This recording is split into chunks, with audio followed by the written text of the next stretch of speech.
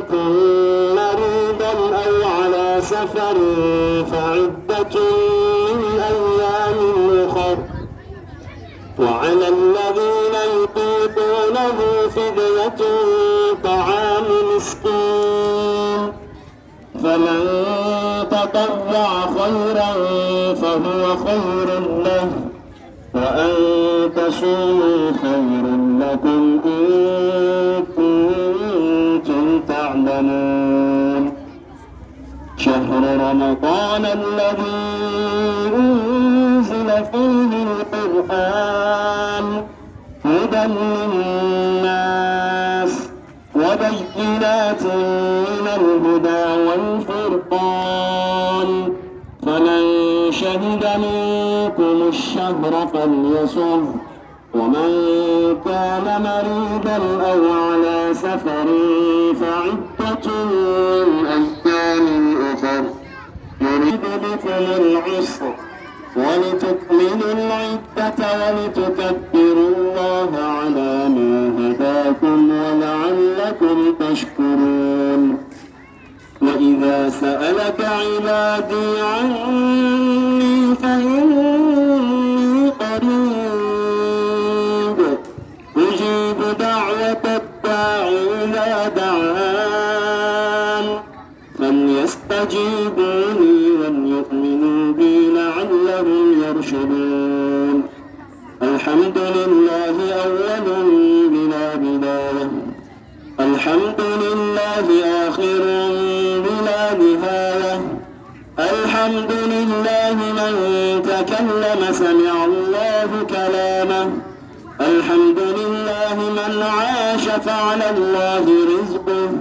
الحمد لله من مات فإلى الله منقلبه الحمد لله العلي الأعلى الحمد لله على العرش استوى الحمد لله له الأسماء والصفات العلى الحمد لله حمدا حمدا والشكر لله شكرا شكرا الحمد لله الذي أحيانا بعدما أماتنا وإليه النشور الحمد لله الذي رزقنا الحمد لله الذي أتم علينا الصحة والعافية الحمد لله أعاننا على قراءة وتدبر القرآن الحمد لله أعاننا على إقامة الصلوات الحمد لله رب العالمين حمدا حمدا اهدنا الصراط المستقيم اهدنا الصراط المستقيم صراط الذين أنعمت عليهم من النبيين والصديقين والشهداء والصالحين وحسن أولئك رفيقا لا إله إلا أنت الحي القيوم ونتوب إليك عدد خلقك وزنة عرشك ورضاء نفسك ومداد كلماتك سبحان الله وبحمده سبحان الله العظيم لا إله إلا الله ولا حول ولا قوة إلا بالله وحسبنا الله ونعم الوكيل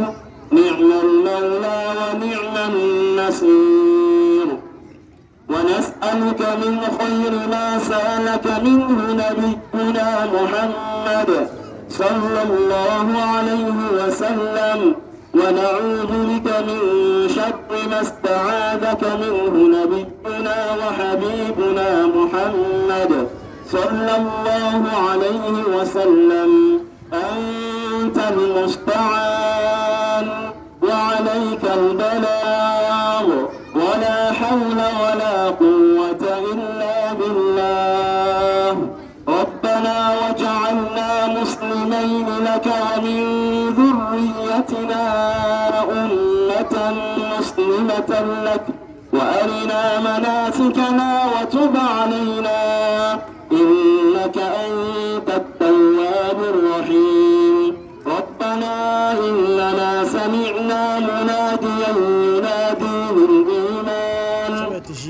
أن آمنوا بربكم فآمنا